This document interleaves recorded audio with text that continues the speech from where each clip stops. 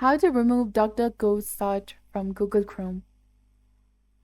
Hi guys, welcome back to our channel. In this video presentation, I'm going to teach you to remove the DuckDuckGo search from the Google Chrome. So follow the simple steps.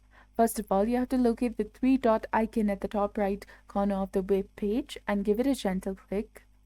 Then a menu will appear where you should select the settings option.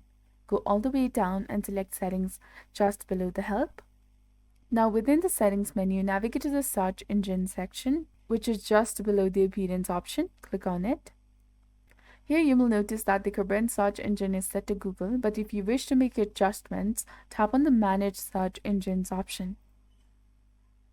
This will display a list of all the available search engines for you to pursue. So if you decide that you no longer want the DuckDuckGo search, simply tap on the three dots next to it and click on the Delete option.